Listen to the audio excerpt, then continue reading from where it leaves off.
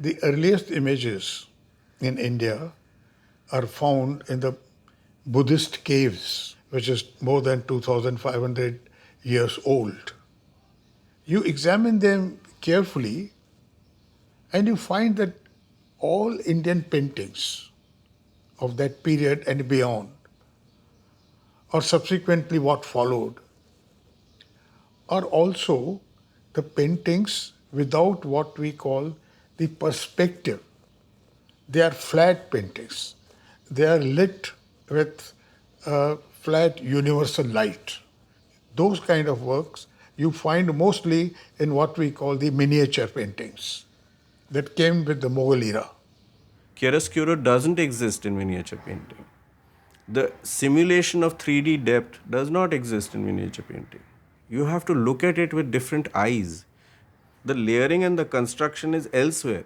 The complexity is elsewhere. Or the meaning is slightly differently structured. The real feel of the perspective also emerged in the Renaissance period in Europe. Excellent pictures, excellent paintings emerged with that.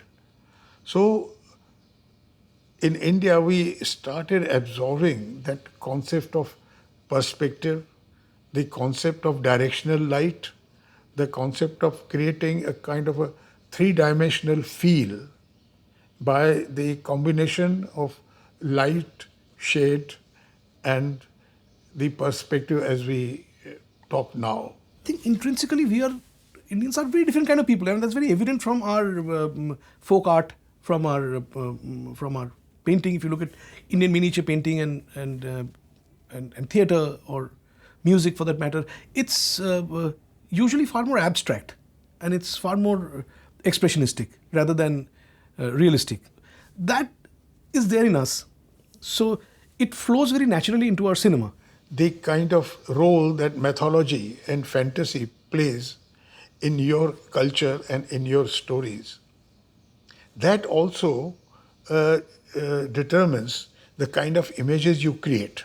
Because ultimately the cinema one creates for one's own society, for one's own people, for one's own country to start with.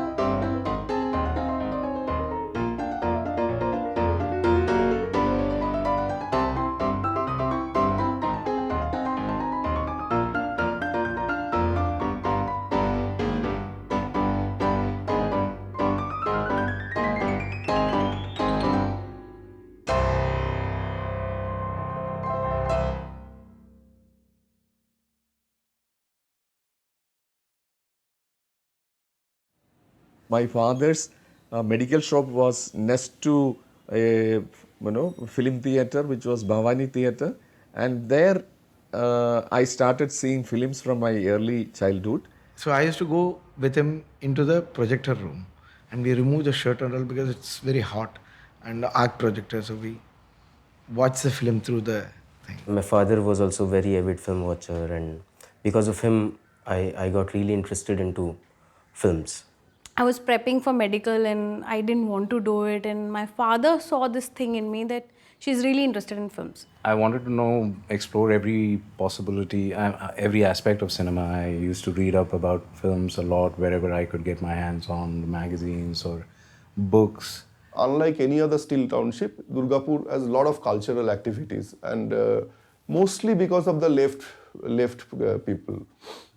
And the film club, they used to show all, I mean, in the beginning, a lot of Russian films. So I wanted to see big fights. I wanted to see the cabaret dances and all that, And then you won't believe, maybe if I say this, but one of my favorite films were Telugu films, which had all these stunts and dances in abundance. Bagh Bahadur is a film I cannot remove from my memory ever. I think Venu's work in Bagh Bahadur was, I was 12 or 13 when I saw it on Doordarshan, saw it a few times, each time it came. And I decided कि ये करना है. When I applied for film school, I applied for a cinematography course because I thought if they ask me anything about filmmaking, I don't know. But if they ask me something about cameras, I can at least tell them something. The Polish film school in Łódź is something amazing. It's like a museum for cinematographers. And I felt privileged to be there.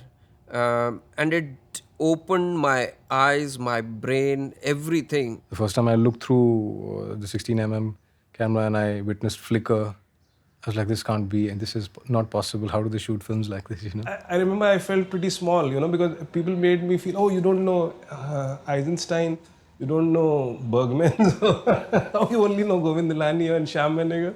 So, I felt a little out of place. It's just a very mind-blowing experience. You're completely overwhelmed by Sven Nykvist and Vadim Yusuf and Gyani Divanenza and Vittorio Storaro. You're just blown with that.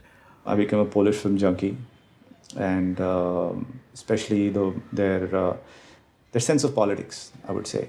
And the kind of aesthetic that brought, which is a quieter aesthetic shorn of a certain kind of spectacle that, let's say, more mainstream Hollywood and Bollywood is used to. And it was attractive because there was something immediate about it. Actually, I used to see the Hollywood films, especially David Lean's films, which I liked, and Freddie Young's camera work inspired me very much. And also in Tamil films, A. Vincent was doing very good work. Vincent Marsh is also a technician, as artist who could invent things. He was good at mechanical things and all that, so he could devise little accessories to make effective use of camera. Many a times in those days, early days of cinema, the cinematographer needed to be an engineer also. When I started understanding more about cinematography, that's when I saw 36 Chaurangi Lane, and I thought it was beautifully shot. And then I realized it was Ashok Mehta. I remember he went on the catwalk and did his own lighting, and that lighting was not simple, I can't do it still, in the sense of he went and put some large wooden planks on top of the catwalk, not on the catwalk but somewhere higher above the catwalk to make a sunbeam, so which he had done in Trikal. The way he used candlelight, the flicker was very real. It was affecting the shadows on their faces. It was building up the mood, and that was also one very interesting revelation for me, that somebody could be an author of an image. Somebody could actually make a signature image, and you can do that with your style. I think my Dronacharya will be Subrata Mitra. He's a true modern cinematographer. He was not a cameraman who learned in an institute or then came.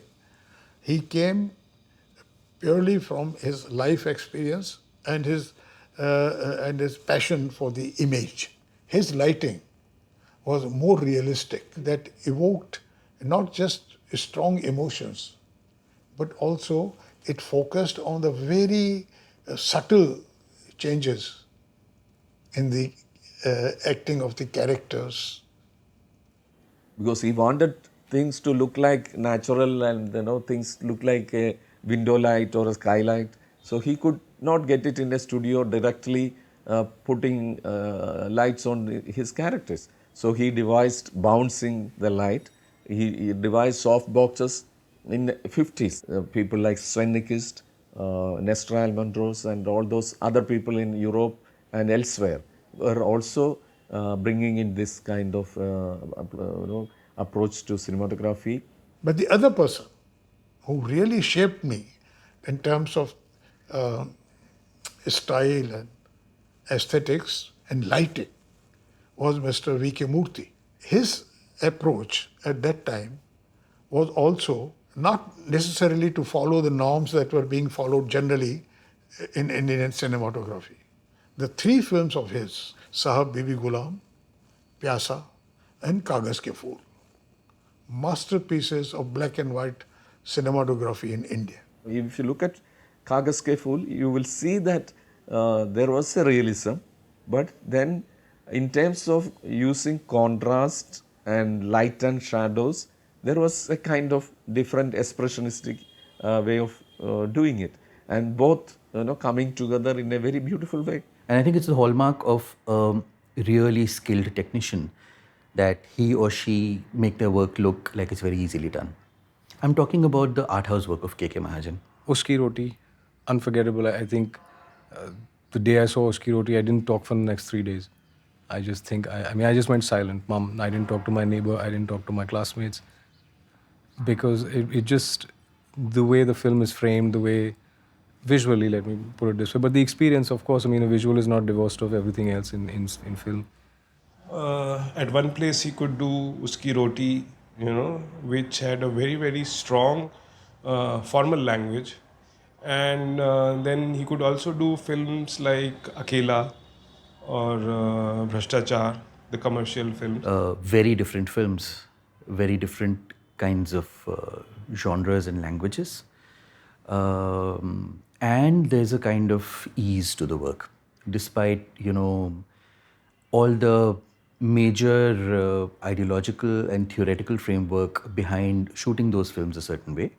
So Ravi was actually instrumental in the South India to bring the camera outside of a studio system and bring it to location and shoot things in available light and all that. He has been the most prominent cinematographer in South India who has revolutionized the image, looking at image as something which is kind of a real representation of what reality is. A.K. Beer also was in a similar tradition. He had a way of lighting which was more, at least his affinity was closer to source lighting. But his work in 27 Down was phenomenal. Even the lensing was very naturalistic. The lensing was not trying to express something on its own, but I would think it was just there, so that the characters could be, the space could be. And his handheld work in that film was exceptional because it's easy to walk back with a character or to follow a character, but if you're doing like parallel shots with the character as if it's a parallel trolley, it's not an easy thing to walk without a lot of footsteps getting shown on a 35mm camera, but he could do that. Non-fiction gets a very, very rough deal at FTI because it's treated as a loser's medium. It's like, you're made to feel that, people who don't make it in fiction films, I'm not saying Bollywood, people who don't make it in fiction films end up shooting documentaries and so on. You don't light in documentaries, or what kind of cameraman are you if you don't use lights and so, stuff like that. It's usually interviews, which is a complete fallacy, So my first jobs were with in advertising, with a senior cinematographer who shot commercials and shot a lot of commercials. And he was like really busy at that time. So I was thankful for that Borun Mukherjee took me on as an assistant.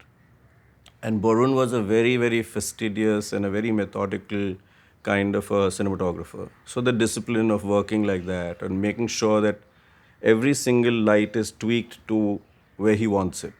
So being his assistant was then another education. I was fortunate to get my first film, Dhobigat, and to get it quick enough. I came out of the institute 2007. I started shooting this film in 2008. And I was new to Bombay. That was also my search of the city, and I was looking for it. I was getting fascinated. What a beautiful city it is. So I think everything came together very nicely, and it was quite an amazing experience, honestly. while I read the script, I kind of see a film.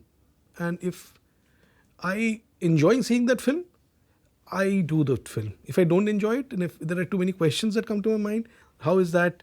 And I try and not do that film. The script has to have something for me to do which I haven't done before. So every film has a different visual style, location, storytelling.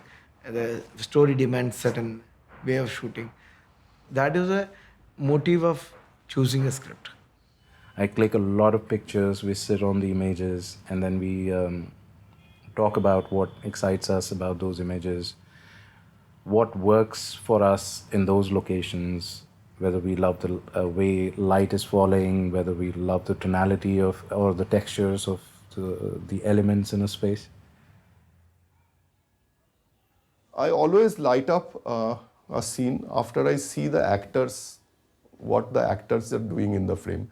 I think the actors are the most important people in cinema. So, depending on how they move, what they do, how they are interacting with the mise-en-scene, I decide my lighting. We didn't have reflectors and thing, all those trolley track and everything we made in a workshop, and we had a very few minimum number of lights, no generators.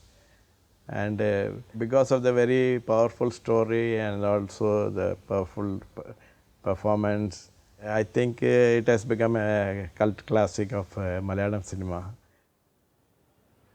The theme of the film was really exploring the lack of warmth in human relationships, the lack of warmth in your relationship with your environment.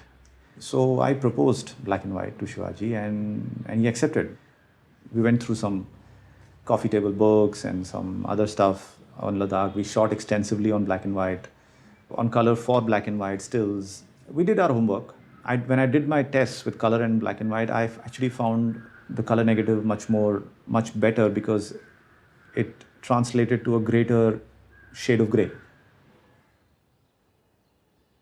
The film was basically a fantastical tale. It was set in 1895, and it was the story of this Maharashtrian common man who, with the help of Vedic science, dared to make a plane. The film needed to be told like how a child looks at the world. So we wanted it to look very flamboyant, colorful, we definitely didn't want it to look like a period film, which in India at least means earthen tones, a lot of sepias, a lot of browns. You know, it was a story told in period, it was history, it was about cricket, and it was set in rural, in the hinterland and in an arid part of the country. And during the making of the film, I remember, because we were shooting exterior in such a hot part of the country, that I was using the 50D emulsion because I didn't want to put any filters or glass in front of the lenses. I was working with a very basic lens kit of just 4 anamorphic lenses, and yet you had to make this very big opulent film. Bhumika was very, very beautiful film. It's one of my very favorite films that I did. And thanks to the director, Shyam Benegal. That was about a film actress and her journey from point 1 to point B. So the film, along with the life of that actress, traverses from black and white to monochrome, and then comes to the early color, and then comes to the full color. I tried to suggest that by lighting, by the compositions and movement of the camera, so that each period has a distinct look about it. It was a 19th century setup, and it was a Tagore story, which is not particularly a story which has a lot of darker side. It is a pretty light kind of story. But we created just to have some strength in the film, visual strength in the film, our reference point was Remra. It's far more easy to actually look at a Western painting, a very realistic Western painting, or even like an impressionist, or a even the later the expressionist painters or the cubists are still somewhat easier to understand, but Indian miniature painting or Indian art, that way it's not very easy to interpret. See, for Nansukna, the referencing of the paintings and all, and the great detail with which they were doing that was more for the art and the costume. It wasn't for the cinematic language. The cinematic language was happening in Amit's head because he was constantly playing with kind of visual trickery to tell the story. He would find a way of constructing the shot which would be able to tell the story in his head. I always felt that in the 20th century, man or the cameraman or the director challenged the technology. I am imagining this. I want this kind of image. Can you give it to me? And the technology said, I will try. In the 21st century, the situation has reversed. Now technology is challenging the cameraman or the filmmaker. Tell me, what can you think? What is your imagination? It's impossible to shoot in twilight because you get very little time to do that. It's impossible to shoot in actual night because you're shooting in the desert and you can only light up that much area. You'll not be able to light up beyond a point. And you're seeing so the only obvious thing is shooting day for night. I know the skies are going to be replaced. There are elements like the fort and all is going to be completely VFX created and going to be placed. There are a lot of fire interactions. Those fire elements has to be shot separately in the studio and composited. We knew we couldn't be shooting with actors in the real location. So each shot is that's like 4 or 5 layers of photography.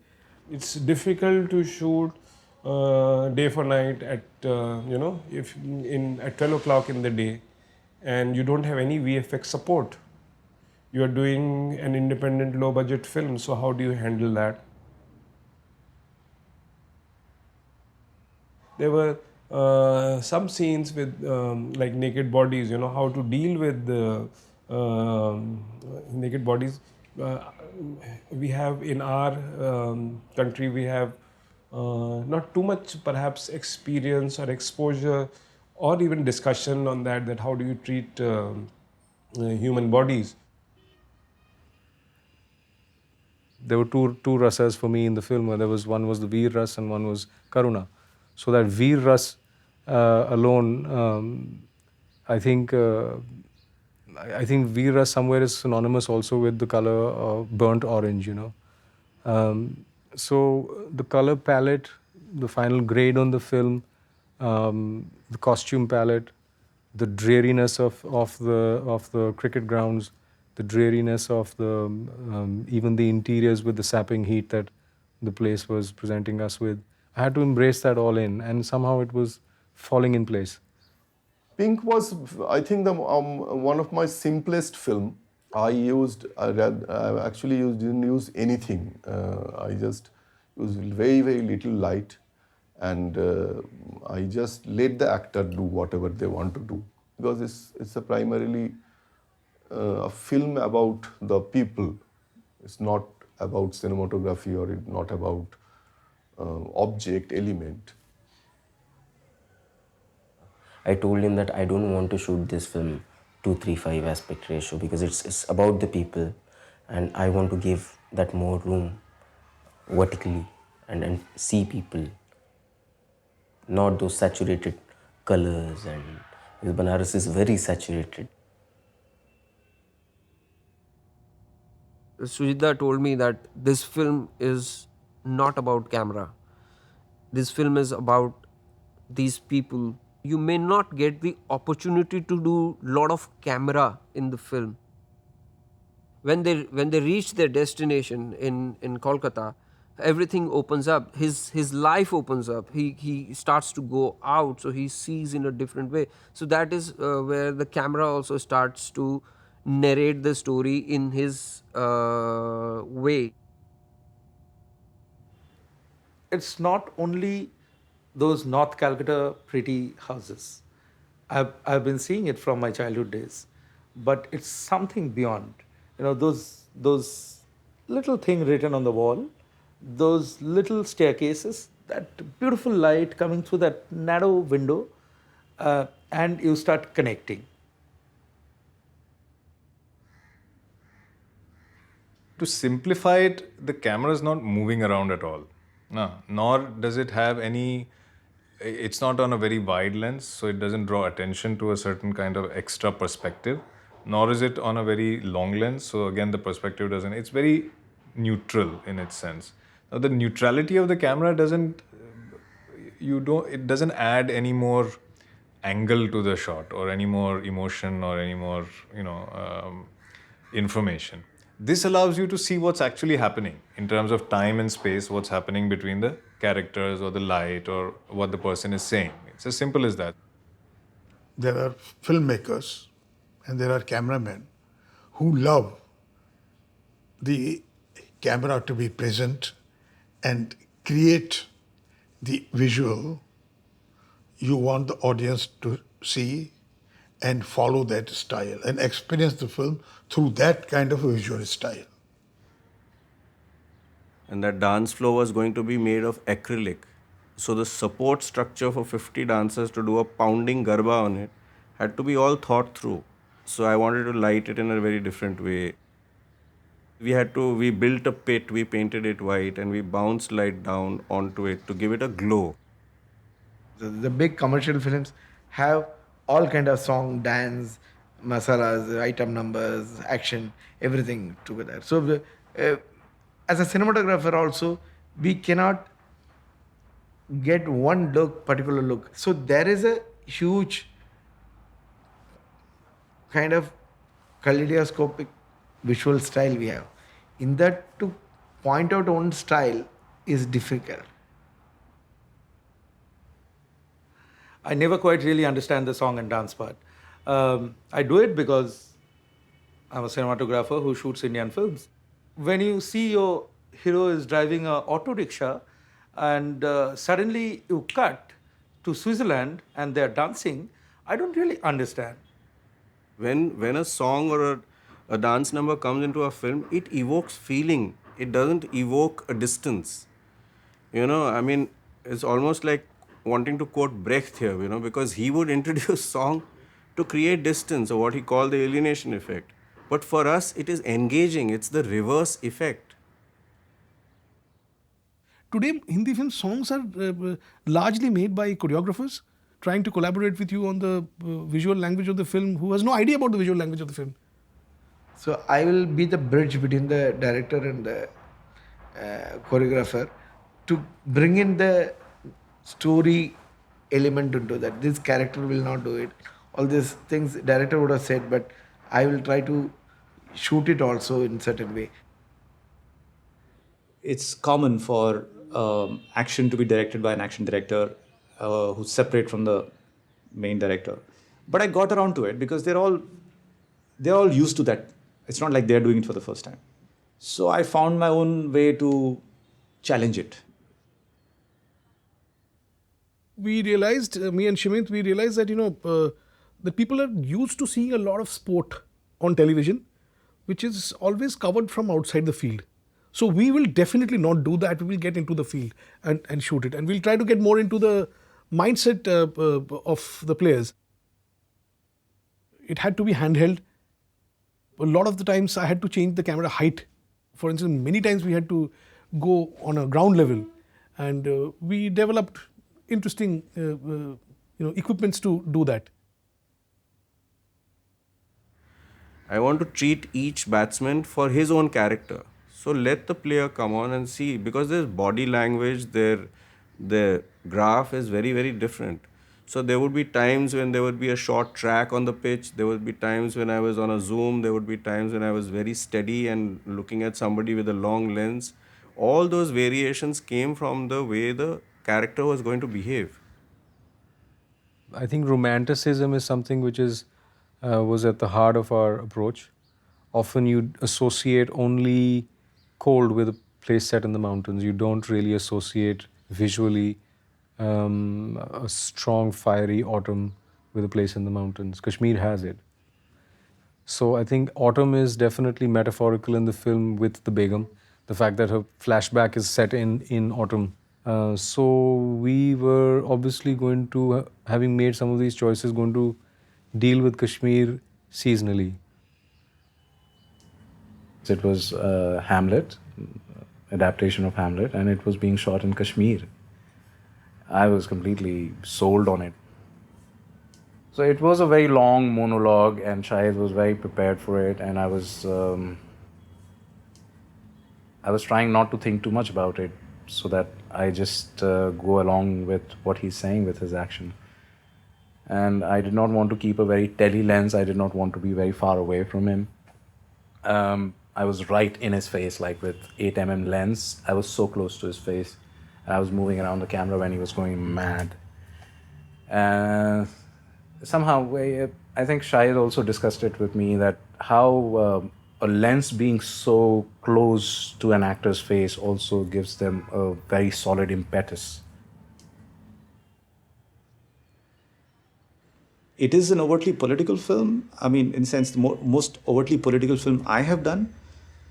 But we had to find the human element in that. We had to find the human sort of the foundation to it, because ultimately you need to get the people, and the politics is just something that maybe guides you to do that, in a certain sense. So our entire narrative was threadbare, and closely scrutinized to sort of filter out and delete and avoid any opinions of ours that would trickle down.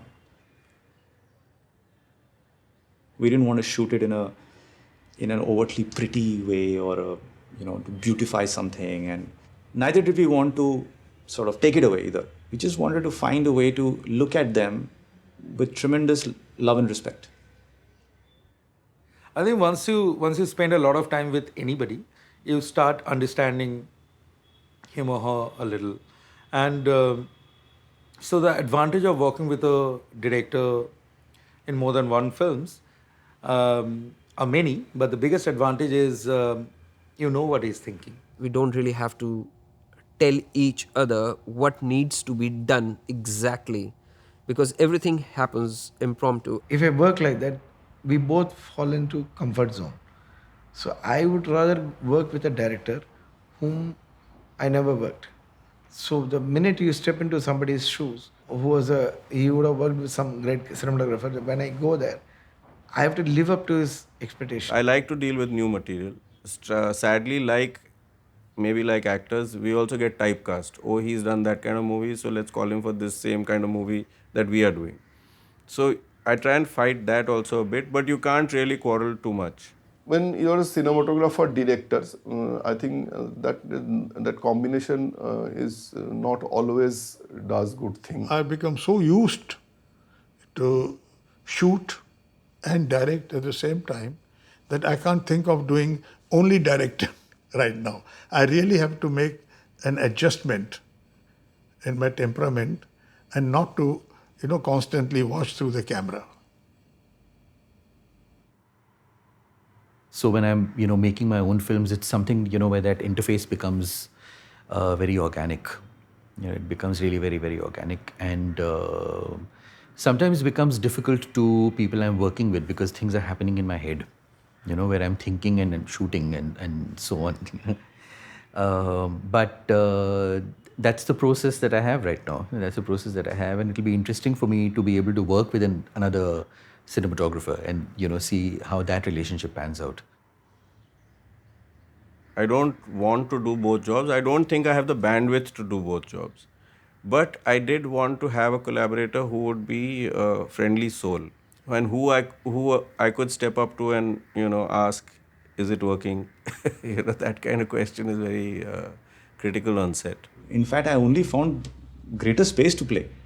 It was remarkable. We were completely synchronized in our conversations and thought process, and also knowing that it's an indie film, limited budget, limited time, we are quick about it. So, he had limited gear and personnel, and he made some incredibly profound choices.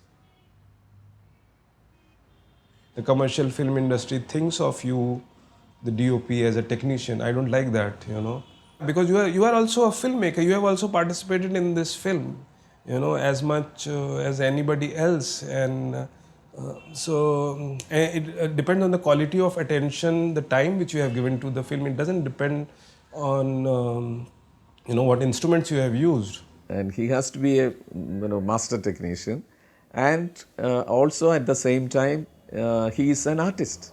He is creating all these images which you remember after many years, and that brings him the status of an artist.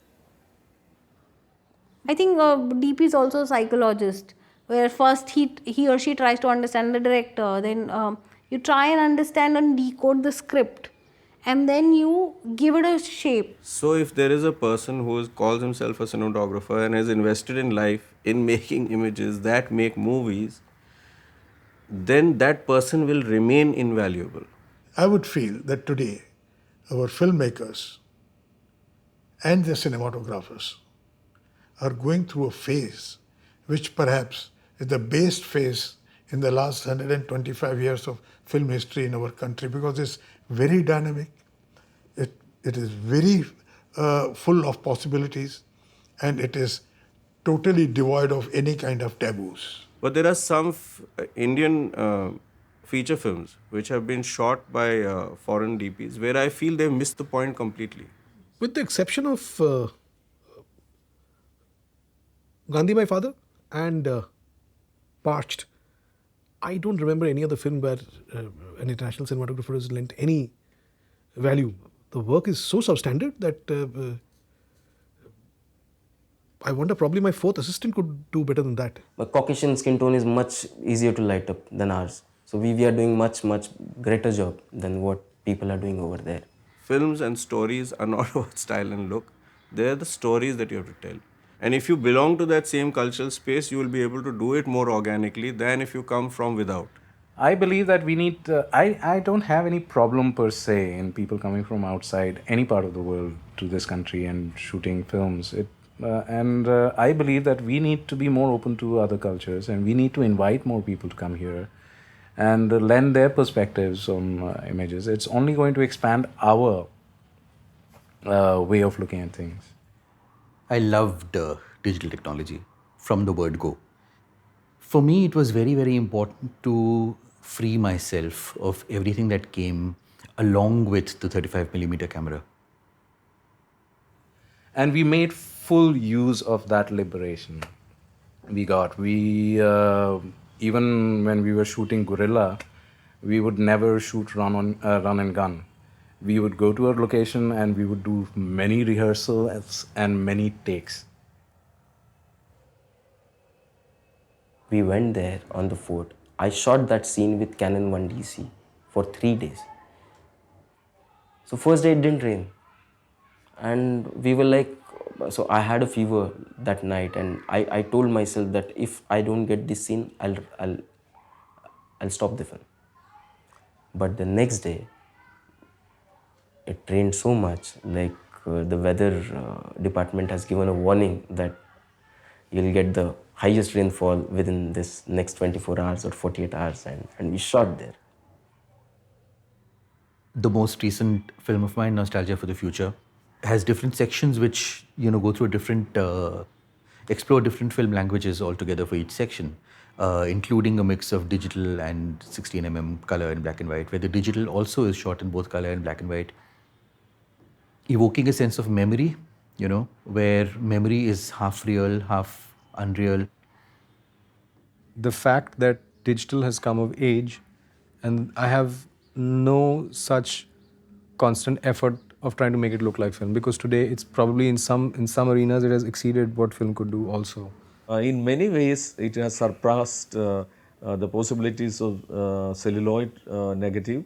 And I can only have a complaint, if I have, is that I am still not getting that three-dimensional quality of an object in a film seen through a film negative than the kind of images I see in a digital sensor captured image. The kind of work that has happened in, let's say, the last 15 years or so in non-fiction in India has brought about very specific voices, and especially in terms of how we're looking at the political, how we're looking at the personal, and how the medium has made certain things possible and has shaped certain ways in which we look at filmmaking.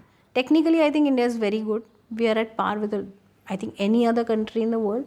Where I feel we are lacking a little bit is the content, the heart of the soul of it all. Which is why I feel it becomes important for filmmakers to invent new ways of looking, to invent new ways of sharing, to invent new ways of representing. I see the future of our cinema becoming more contemporary, because with times we are only going to become more and more aware of our environment. We are going to open up our boundaries even more.